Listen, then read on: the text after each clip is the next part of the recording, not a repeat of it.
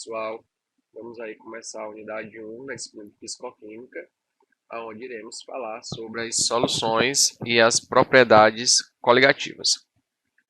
O objetivo dessa nossa unidade, ao final, nós temos que compreender as características das soluções químicas, estudar o cálculo das concentrações das soluções e, por último, identificar os tipos de propriedades coligativas. Então, vamos lá dar início à nossa unidade 1. A definição, né, para que nós possamos entender melhor o que são as soluções. Lembrando que a solução é um tipo de mistura, tá? Então, as dispersões são misturas nas quais uma substância está disseminada na forma de partícula no interior de outra substância. Muitas vezes, essa outra substância é a água.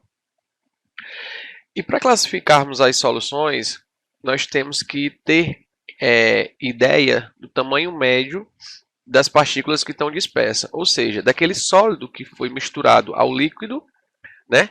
E ao final, ao ser misturado, ele ficou com qual tamanho? Tá? Se esse sólido tiver um tamanho menor do que 1 nanômetro, após misturado com o que a gente chamaremos de solvente, tá? Nós temos uma solução. Se esse sólido tiver um tamanho entre 1 e 100 nanômetros, nós teremos um coloide. Se estiver acima de 100 nanômetros, nós teremos uma suspensão. Porém, o nosso foco dessa unidade é as soluções, né? Então, são aquelas onde a partícula ela está menor do que 1 nanômetro, tá certo? Para que nós possamos entender as soluções, elas existem a partir da mistura homogênea de duas ou mais substâncias, onde uma é o soluto e a outra é o solvente. O soluto é justamente esse sólido. Ele vem em menor proporção, tá? E ele vai se misturar ao solvente, que muitas das vezes, geralmente, é a água. Claro, tem outros solventes, mas o que mais nós iremos trabalhar é com a água, sendo solvente, tá certo? Uma ilustração bem simples, mas que nos compreende bastante, nos faz compreender bastante, é que se nós temos uma substância A e uma substância B, e nós temos uma parede A separando, se eu retiro essa parede, a substância A vai se misturar à substância B, formando uma, se tiver menor do que 1 nanômetro, né, uma solução AB, tá certo? Classificação das soluções. As soluções elas são classificadas de acordo com 3 critérios. O primeiro é de acordo com o seu estado físico, nós vamos ter as soluções sólidas, né? Um exemplo são as ligas metálicas. Nós vamos ter as soluções líquidas, que é justamente, por exemplo, uma água com açúcar, né? Totalmente misturada. Nós temos ali uma solução de sacarose e água. O soro fisiológico é uma solução de água e NaCl, né? O sal. E nós temos aí as soluções gasosas, tá? Um exemplo é o atmosférico, que é a solução de oxigênio, nitrogênio e argônio, além de outros gases ali presentes.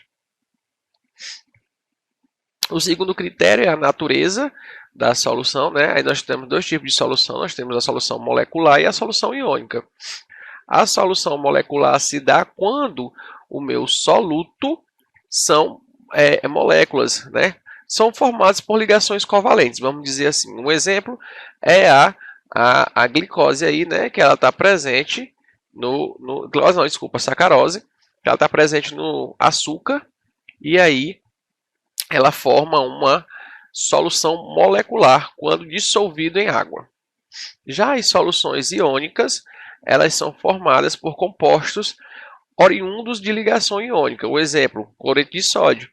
Né? O sódio se liga ao cloro através de uma ligação iônica, e aí esse cloreto de sódio, quando colocado junto ao solvente aquoso, ele acaba por se dissolver, formando íons. Por isso que nós chamamos essa solução de solução iônica, tá certo? E o terceiro critério é de acordo com a solubilidade. Nós temos aí cada soluto ele tem a sua dissociação em solvente. Alguns solutos se dissolvem mais, outros solutos se dissolvem menos em uma dada temperatura, tá? Para a gente ter uma certa ideia. Um exemplo, o KCl. O KCl a 20 graus, ele dissolve 34 gramas a cada 100 gramas de água, ou seja, 100 ml, né? Levando em consideração que a densidade da água é 1 grama por ml. Então, se eu colocar 34 gramas de KCl em 100 gramas de água, eu vou ter a dissolução total. E aí nós chegamos ao conhecimento de tipos de solução. Solução saturada, solução insaturada e solução supersaturada. A solução saturada é quando eu coloco a quantidade certa de soluto para se dissolver no solvente. No exemplo do KCl, é quando eu coloco 34 gramas de KCl em 100 gramas de água. Eu estou montando uma solução saturada. A solução insaturada é quando eu coloco menor quantidade de soluto ao solvente.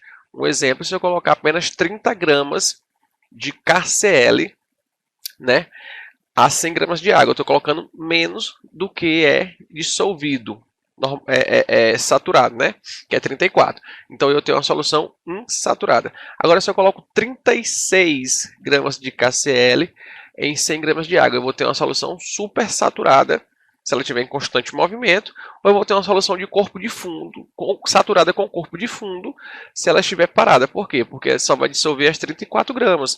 As outras 2 gramas vão acabar formando um precipitado, ou seja, um corpo de fundo. Tá certo? Aí nós temos mais alguns outros exemplos de coeficiente de solubilidade. Por exemplo, o NaCl é 36 gramas, o sulfato de cálcio 0,2 gramas e o nitrato de potássio 13,13 gramas, ambos em gramas de água a 20 graus. Então, esses coeficientes de solubilidade eles são determinados experimentalmente. Tá certo? Aí, novamente, o exemplo da insaturada, quando eu coloco a quantidade menos, saturada, quando eu coloco a quantidade exata, e supersaturada, ou saturada com corpo de fundo, quando eu coloco acima do máximo dissolvido, que é quando está saturado. Curvas de solubilidade, elas são bem interessantes, que elas nos ajudam a representar a saturação, ou seja, o limite, né, que cada soluto é dissolvido em água, por exemplo.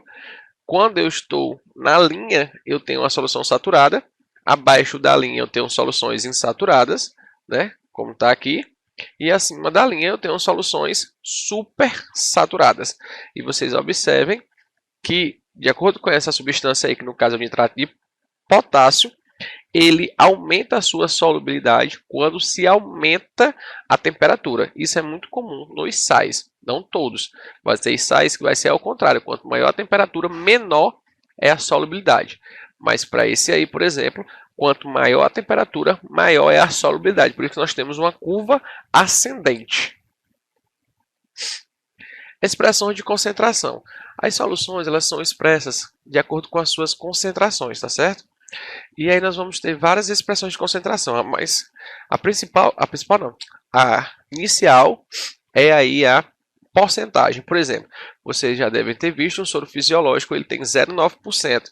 Isso quer dizer o quê? Que a cada 100 gramas de água, eu tenho 0,9 gramas de NaCl e 99,1 gramas de água, tá certo? Cada 100 gramas da solução, 0,9 gramas de NaCl, 99,1 gramas de água. Por isso, a determinação do soro fisiológico, 0,9%. Tá certo? A concentração comum, também muito conhecida, ela vai sempre relacionar a massa do soluto dividido pelo volume da solução. Só que a massa do soluto tem que estar em gramas e a massa o volume da solução tem que estar em litros. Por isso que a unidade é o quê? Gramas por litro, tá certo? E aí nós temos a concentração comum. Exemplo, aí eu vou falar rapidamente, mas os slides vão estar disponíveis na plataforma, mas aí o exemplo ele está dando que quer saber a concentração comum de um hidróxido de sódio que tem 200 miligramas em 400 ml. A primeira coisa que eu faço é transformar em gramas e para litro, faço a subtração, né? Como a fórmula está dizendo, que é a massa sobre o volume, então subtrai a massa, que é 0,2 gramas, sobre o volume, que é 0,4 gramas, e encontra a concentração comum, que é 0,5 gramas por litro. Título em massa, ou porcentagem em massa, né? é a relação da massa do soluto dividido pela massa total. O que é a massa total? É a massa do solvente mais a massa do soluto. Tá certo? Então, nós temos aí o título. Esse título vai dar menor do que 1, possivelmente. Então, provavelmente. Então, eu multiplico por 100 para ter esse valor em porcentagem. Tá certo? Mas se ele não for multiplicado por 100, ele é um valor que não tem unidade. Aí, um exemplo, eu tenho 80 gramas do soluto, que é o cloreto de sódio, e 320 gramas de água. Eu quero saber o título dessa solução. Como dito, o título é a massa do soluto mais a massa do solvente, né? Ou é a massa do soluto dividido pela massa total, que é a massa do soluto mais a massa do solvente. Então, isso quer dizer o quê? Que o título é 80 dividido por 80 mais 320. Então, é 80 dividido por 400, que vai dar igual a 0,2. Posso multiplicar por 100, que vai dar 20%. Concentração molar ou molaridade. Essa é uma expressão de concentração muito utilizada na fisicoquímica e na química em geral. Ela nos remete à expressão de unidade mol por litro, né? É muito trabalhado, mol por litro, e ela nada mais é do que a divisão do número de mols pelo volume. Certo? Por exemplo, eu tenho aqui uma solução de ácido sulfúrico, onde eu tenho 0,75 mols e um volume de 2.500 centímetros cúbicos. Tá? 2.500 centímetros cúbicos é a relação com ml, então quer dizer que eu tenho 2.500 ml. Transformo para litro, 2,5 litros. O número de mol já está certinho, 0,75. Então eu aplico molaridade, que é 0,75 dividido por 2,5. Molaridade 0,3 mol por litro. Para essa questão, para esse exemplo. Tá? Então sempre tem que ter relação que a molaridade, a unidade é mol por litro. O que eu posso fazer também é o seguinte, eu posso relacionar a concentração comum com o título. E aí eu faço uns ajustes matemáticos que eu trouxe aqui de informação para vocês. E eu tenho ao final a densidade, a relação da concentração com o título. Tá? E também eu posso fazer a relação da fórmula Q. Concentração é igual ao título vezes densidade vezes 1000. Ou concentração é igual ao título vezes 1000 vezes densidade, como está aqui por último. Isso quer dizer o quê, professor? Que se eu tiver a procura da concentração, mas eu tenho os dados do título e da densidade, eu consigo achar a concentração comum, sem precisar saber da massa e do volume. Apenas pela relação título vezes 1000 vezes a densidade. Outra expressão também que elas podem se relacionar é a concentração comum, o título e a molaridade. De que forma, professor? Eu posso conseguir descobrir a molaridade a partir da expressão título vezes 1000 vezes densidade dividido pela massa molar do soluto. Né? A massa molar do soluto.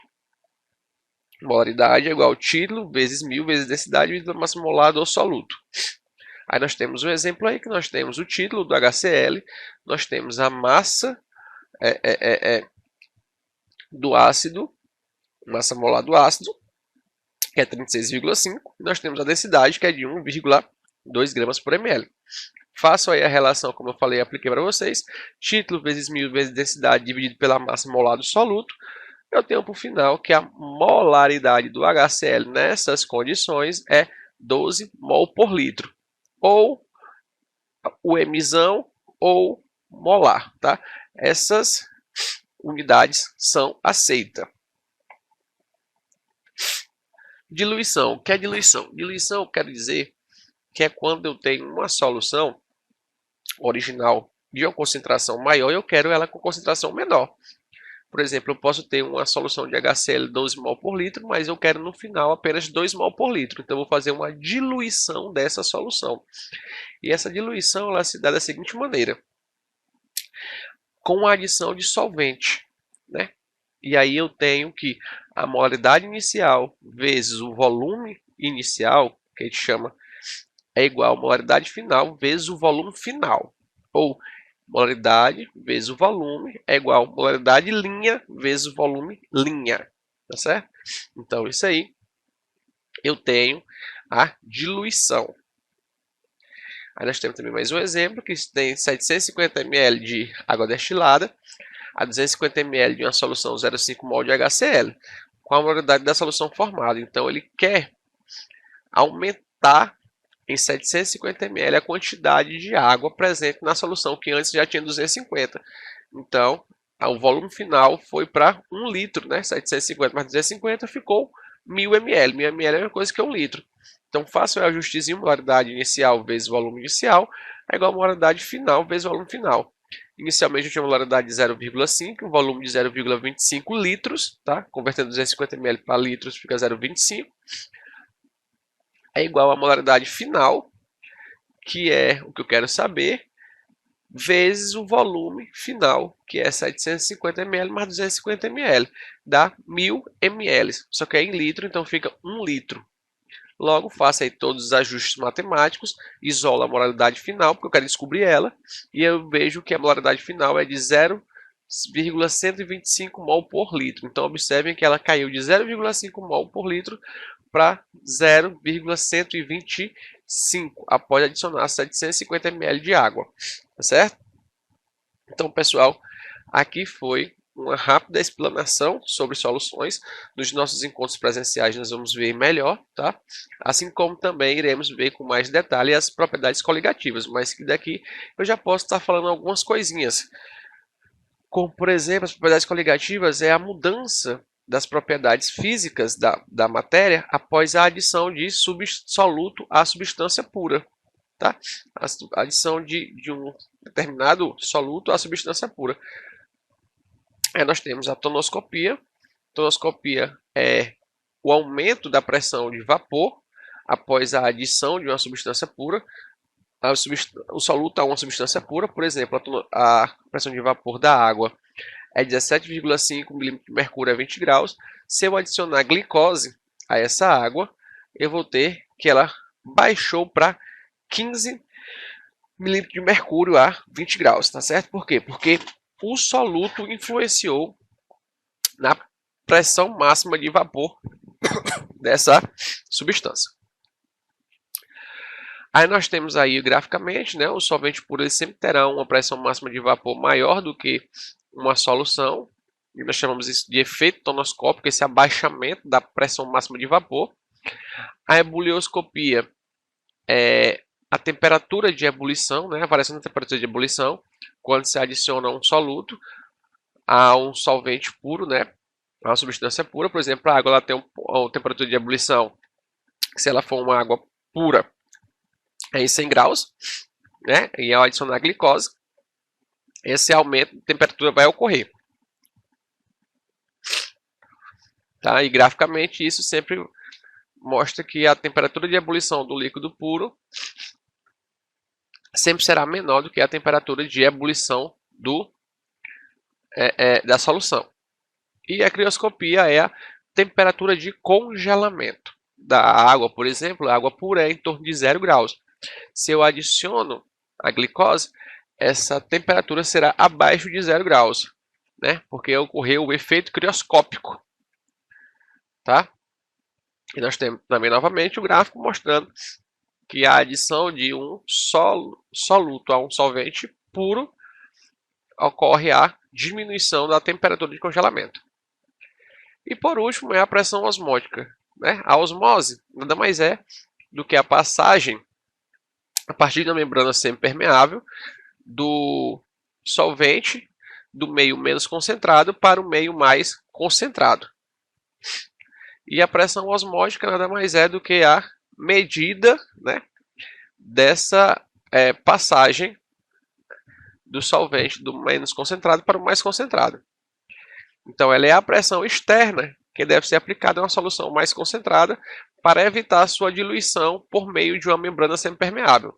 Então, essa pressão que exerce para que o solvente não adentre a solução mais concentrada é chamada de pressão osmótica. Ficamos por aqui, pessoal, nesse nosso primeiro contato, né? Essa vídeo aula gravada aí. E espero todos vocês no nosso encontro, tá? Onde iremos detalhar cada ponto desses da unidade 1. Bons estudos a todos e até a próxima.